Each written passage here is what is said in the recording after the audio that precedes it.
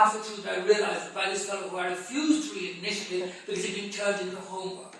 Now, I was afraid that Oran Ryan's book might be homework, and I kind of approached it rather tentatively, but I became fascinated by it. And can I just tell you, I didn't tell you this already, Oran, but by the way, he's modestly lurking in the shadow. I launched it yesterday, actually.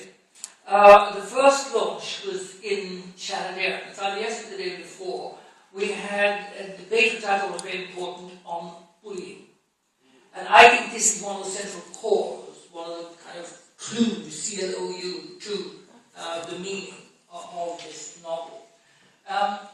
So, as I say, I got the gig, and I started to read the book, and it is engaging in a kind of 18th century way. I-born Brock, married twice, divorced once, IQ 170, this wonderful lunatic accretion of information. And I started thinking to myself, after reading about 50 pages, I think there are elements of black comedy in this. And I said to myself, oh, Jesus, I'm right. Because I tend to get myself into these problems. I remember being in a large prison for paintings in London, called the something or other gallery, the National Gallery. And all these people who were looking very puzzled in front of the painting. So I said to them, are you English? And they admitted it. And I said, well, in that case, perhaps you'd like me to explain the painting to you. And I did, but there were modern paintings, and one of the artists came in and told me I got it all wrong. So we had to go around about that. So you'll excuse me, Oran, if I get you wrong as well. But I thought there are elements of really laconic, wonderful, dry, whispered humour. And then I squinted at the back page, and I saw, first of all, that he made Frank Kelly chuckle. Now, I think Frank Kelly is one of the great comedians in the theatrical sense. And then I saw somebody else talked about the laconic and the wry Beckettian rumour. Now, if I was still pursuing the trade of academic, which I did for a while, I would point to it, because I had made masses of notes all over the place. And you see, I got in big print, in typescript. I've got some of the pieces with me. We meet, first of all, Gordon Brock. What a box.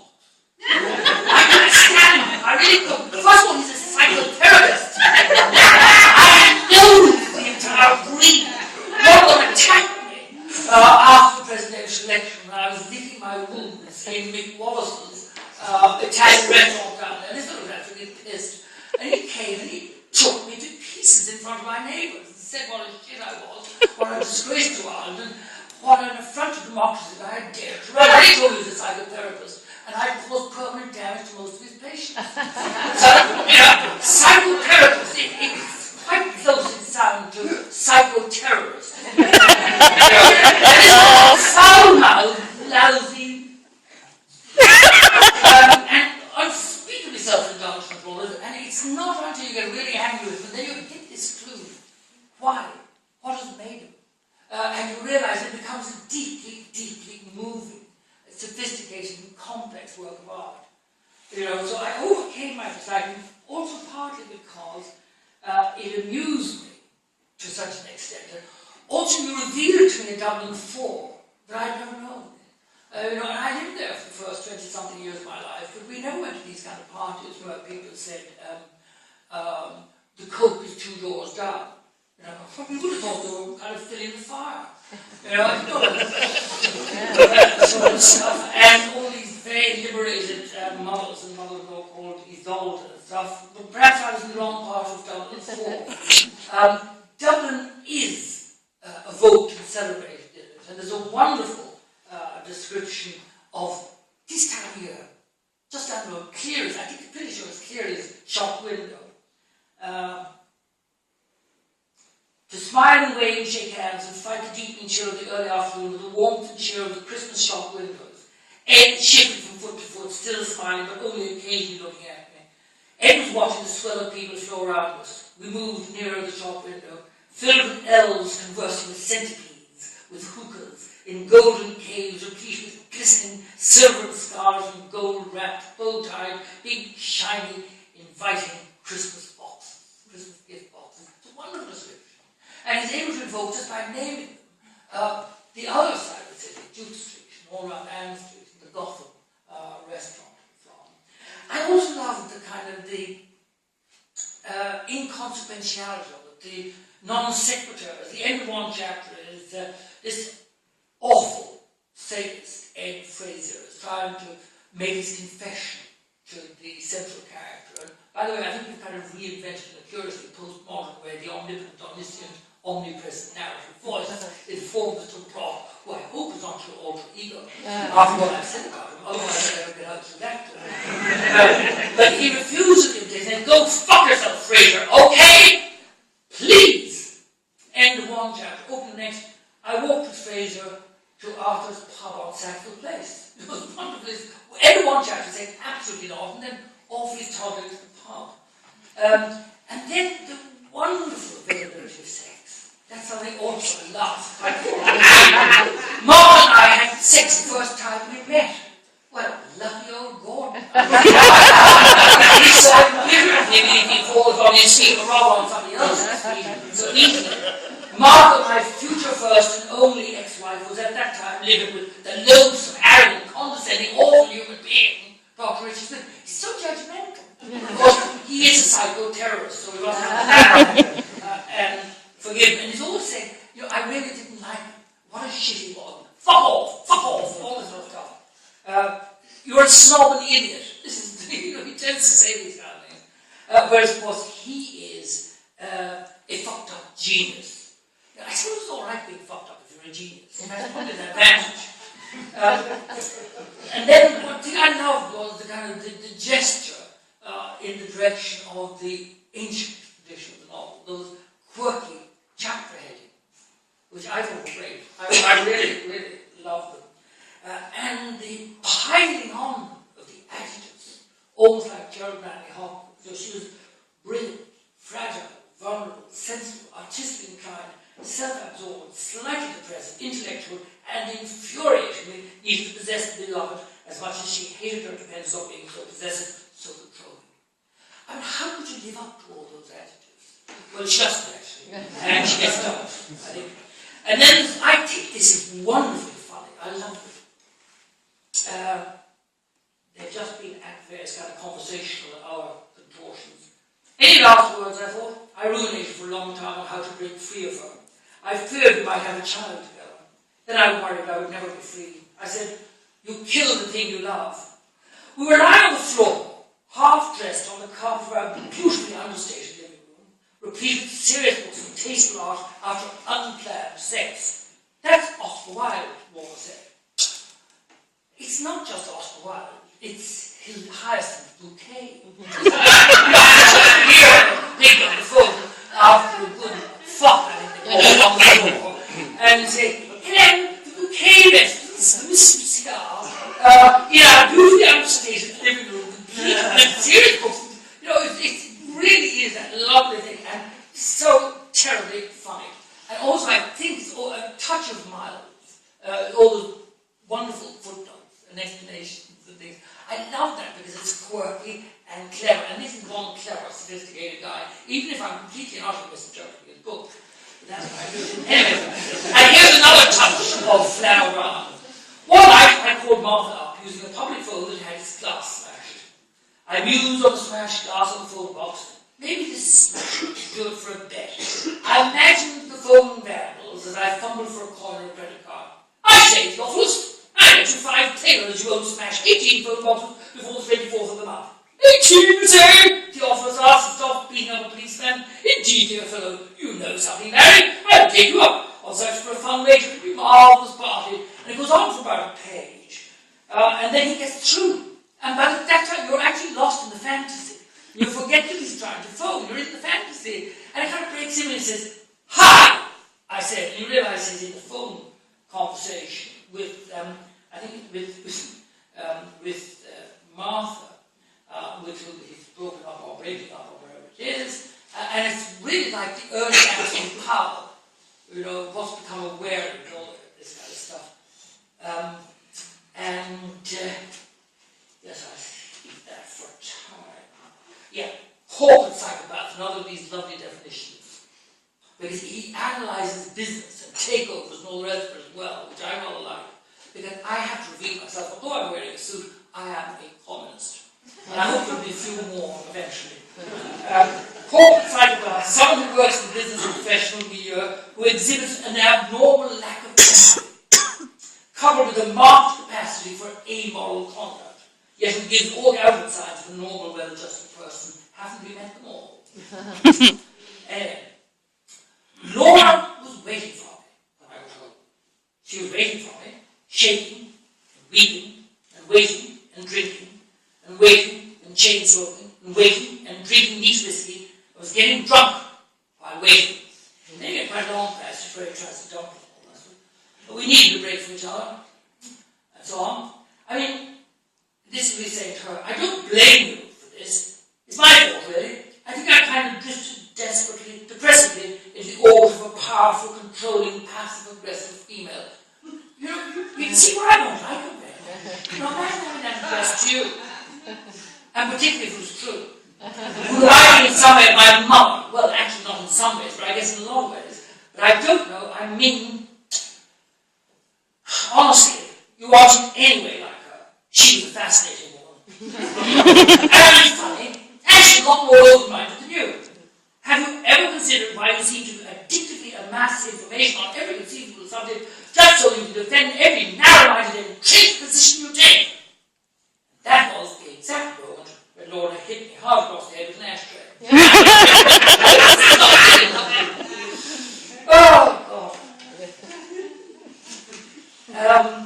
Anyway, I mentioned sex, and since it's a distant memory, I'm so glad to walk back to the right consciousness. And there's all kinds of different sex, although not judiciously described, and not likely to cause the body of normal, although one can't say the same for language, which is, as I say, foul in the extreme, only found apparently in Dublin 4, since I left. We continue seeing each other, and most days having break-up sex. I've never heard it before. Have you ever had break-up sex? Perhaps I shouldn't ask these personal questions, but I can't see it, so it doesn't really matter. She remained. After a while, the break-up sex became less frequent. And then they talk about it. You and I had break-up sex. We had occasional sex. We had rough sex. I didn't like that. We had suddenly jumping each other kind of unexpectedly sex. We had slow sex. Dress-up sex, which was ridiculous. Face it, it's over. We've done every kind of sex. A man. It's absolutely wonderful. And then the self-consciousness of the writer, and you know, I actually think there's a film in here as well. Have you thought of that? No, not really. You know, but well, I think there is, you know, because when you have the mother, Lucy Brock, trying to ring up the opening of that chapter, where it says, she keeps trying to get through to an answer machine, which is always absolutely mad. Hi, Mary, it's Lucy. Lucy Brock, Gordon's mother. What am I saying? Of course you know who I am. No, sorry, I'd appreciate you calling me back. See you. Hi, Mary, it's Lucy. Listen, could you please call me back? Thanks. Talk to you soon. Bye. Mary, hello there. Lucy Brock here. I have been trying, I don't know, for 7 or 8 days now. Can you please give me a call? Hi, Mary. I've been trying for 2 weeks now. I can't get down on the phone either. And I tried those master's office and he isn't calling back. Please call me. I mean, I can just see that. I mean, it's written for a film. And then you get into the really astonishing writing. It's called 1-inch punch. And I wasn't sure if that meant a machine that could punch to a degree of one, but it's a flattener in the face. It's not 1 inch. And suddenly the whole thing explains itself, I think. Why this character is so unappealing, at least to me. And how the misery and squalor of really appalling physical and psychological bullying has created echoes and radiated throughout his entire life, poisoning relationships and poisoning his attitude towards the world. And I think there are very profound insights here, very, very moving. That's why I mentioned it in the debate on bullying. Now, I won't really read it out because I think you should read it for yourselves. But At one point, he says, "No, Mary, I want the bastards who did this to me to suffer the consequences. I don't want another therapy session. I don't want this reduced to just my experience of the events. I know that bullying goes on all the time. I know other boys in the back of my put dog turd in my school bag, tore up my homework, shoved me down the toilet bowls, flushed and burned my books. That's all I can think of right now." And so the whole torture that happens to not just young people, but in this case, to a gifted child, which also explains a lot in a school for gifted children. And then something I found intensely moving. Oran, who happens to be the gay character, but it's actually not whether he's gay or not, it's the way in which his death is described, which is, I think, very beautiful. A week into the stay, Oran got up at 5 in the morning to go to the bathroom. Lately, urinating had been painful, possibly an infection he contracted. He urinated very gently, feeling a dull ache across his chest as he urinated. Still sore, he thought, imagining what it might be like inside his lungs for a brief second. Then he went back to his room. Greg was his lover. He was sound asleep, strangely calm after all the months of trauma.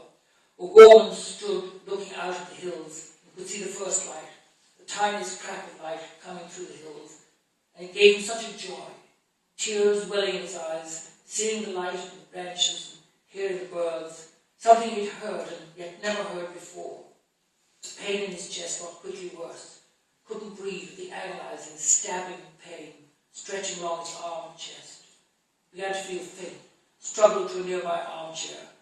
The last thing Oran saw as he died was Greg's face, weeping, calling to him, crying out in a voice growing ever duller, fainter, and the light that he saw, the beautiful light from the dawn and the bird song and the trees through the window, getting narrower like Greg's face, until the beautiful void opened up, and the woman smiled, tried to tell Greg he loved him, failed, and that all. I think that's a wonderful, devastating description of death, and reminded me of what I was told about Christopher Isherwood when he was dying. And Isherwood was somebody I always had huge regard for. The painter David Hockney was staying with them in Los Angeles, and he heard the sound of crying come from Isherwood's bedroom. He went in, he put his arms up and said, "Chris, is the pain terrible? Is that why you're crying?" He said, "No, I'm crying because I've had such a wonderful life." And I think if you're able to feel that at the end of your life, it's a triumph. And that seems to me what is being said here. And towards the end, we get another wonderful chapter headed, which I will end with, because I don't want to give it all away. So, anyway, Martha and I didn't last long together after Oran died. Why am I not surprised? Anyway, congratulations for your courage in the lonely craft of writing a book and facing these people, which I'm sure you must love, because you're the parent. But some of them are people that only a parent could love, and I certainly couldn't. But I find them intensely interesting. And I think that's even better, because love can be very sentimental. But if you interest the reader in characters, you achieve something far more than just getting people to love them. I deeply dislike some of these characters, but I find them fascinating. And I think that is a real success. So I'm very proud and pleased to have been invited to launch 1 Inch Punch. And I think I should sort of give you Oran Ryan, the author, because I'm sure you will say something. And please feel free to tell me that I'm an appalling bastard and I got everything completely wrong and that you're deeply insulted. And now give me a 1 Inch Punch right in the snot. So please do it in full view. So on the off chance you make some I'm going to say on the off chance that if you make a few bucks, I can sue you for them. But well done. Congratulations.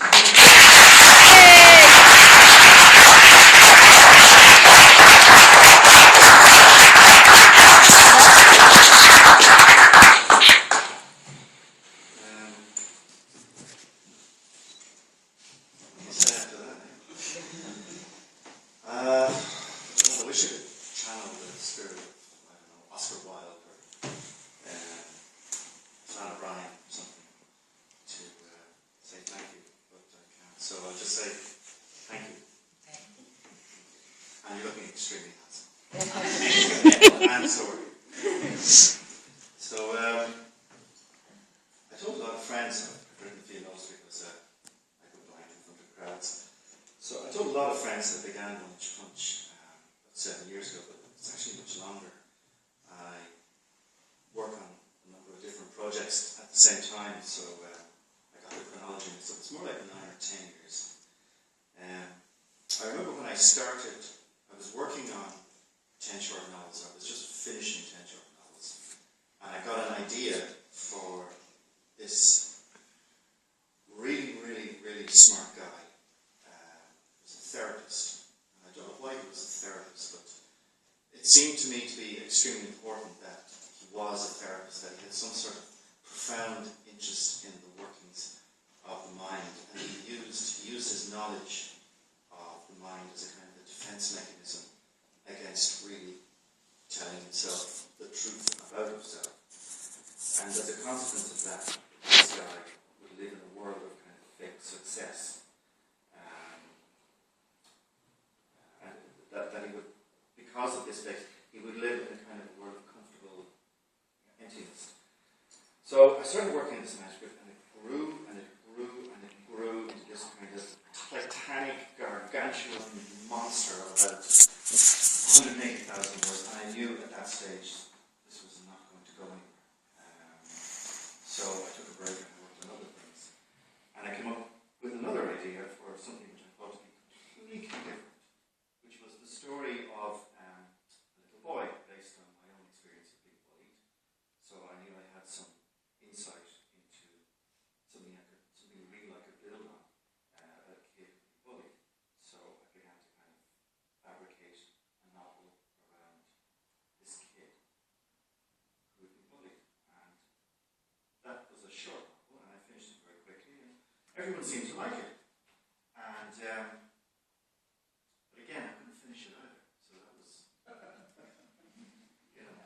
this is all right. I'm going to take up plumbing or paint bedrooms for people or something. This gig is not working for me anyhow. So I got a gig in New York, and I was in New York in 2008, and I'll never forget the moment. It was 2:30 in the morning, and I jumped out of bed, and I suddenly realized that the solution to the problem had been in front of me all the time. That the gargantuan monster that had been lingering, that Frankenstein manuscript and this itsy-bitsy tiny little novelette were actually the two, were actually one. And once the two became one, the whole novel kind of came together. So I changed the names. One thing that happened once the names changed. And once the names change, things kind of assume kind of a unity form. So I have this big thing on names. And so Gordon Brock. Gordon's a genius, okay?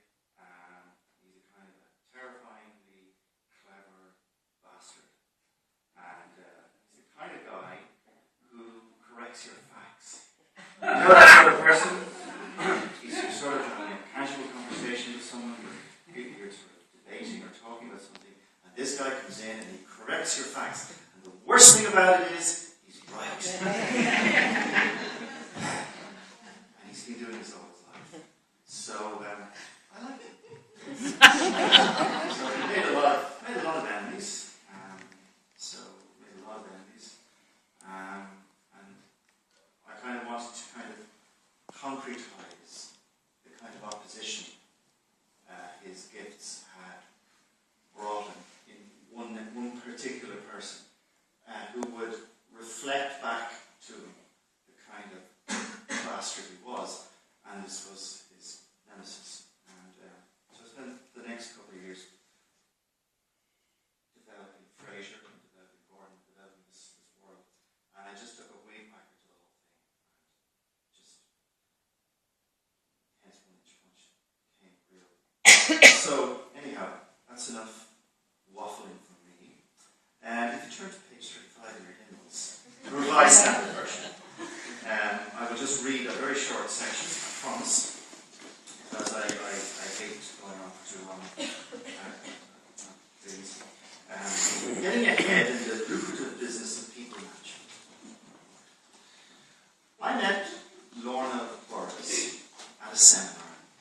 I remember the title of the seminar. It was called Getting Ahead in the Lucrative Business of People Management.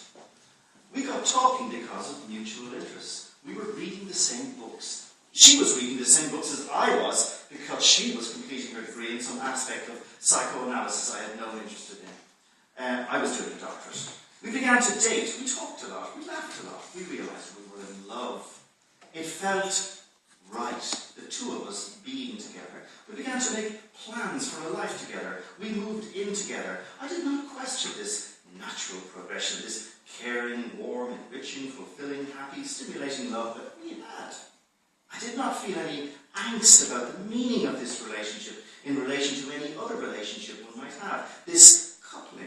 It seemed a pointless thing to try to search for a meaning in one's shared history with another person, as if amidst the billions that are born and died, that it might be possible one would encounter the predetermined perfect life partner in one single person. It was this. Lorna and I seemed to fit. I guess I found a more compatible partner when I met Arthur Reynolds, even more so with her half-sister Lucia, though I know writing this might cause Lucia some pain. Lorna and I were, for the time we lived together, compatible. Then we grew apart. I was unfaithful to her. That was my way of trying to break free. The problem was Lorna needed more than anything to be needed. She shielded this desperate need to beneath a hard outer shell of independence. She was brilliant, fragile, vulnerable, sensitive, artistically inclined, self-absorbed, slightly depressive, intellectual, and, infuriatingly, needed to possess the beloved as much as she hated her dependence on being so possessive, so controlling. For Lorna, power and love, I think, was the same thing. For her, if one were in control, then one could love. This was something I discovered only after a year or two. It poisoned things between us. She sought power, amassed qualifications, took over conversations, interrupted constantly, pretended to love the social swirl, threw lots of parties she hated really, and enjoyed a wide circle of friends to whom she was obsessively loyal. She did those things that took away her sense of isolation and insecurity. She did things to fill her gnawing hunger, that sense of loss one noticed in her expression. She was something of an infomaniac, always reading, as though absorbed in books, was hypersensitive to changes around her. Nothing in her home could be moved without her agreement. I live here too, you know. She would say this to me. She seemed almost to sense telepathically what I was thinking. This upset me. This listening to the secret transmissions of my soul. I don't have a soul, I would think. I am an accident, a clever concatenation of clever accidents, making a random me. I never wanted to hurt Lorna, which made it all the worse, which meant there was no easy, cowardly way out. Ending, like any execution, was cruel and unusual. Any last words, I thought? I ruminated for a long time, and how to break free of her. I feared we might have a child together, and I worried I would never be free. And I said, we killed the love. We were lying on the floor, half-dressed on the carpet of our beautifully understated living room, replete with serious books and tasteful art. After unplanned sex. That's Oscar Wilde, Lorna said. De profundis. Bingo, I said. Mind of the librarian, I said. Thank you. You say that with such irony in your voice. Ready reference, head full of data going nowhere. I thought, she's lost in a forest of misinformation. A mapless fair Blair Witch seeker. So, just to finish, I just want to thank Sarah. And without Sarah, we would never finish this. So I just want to thank you.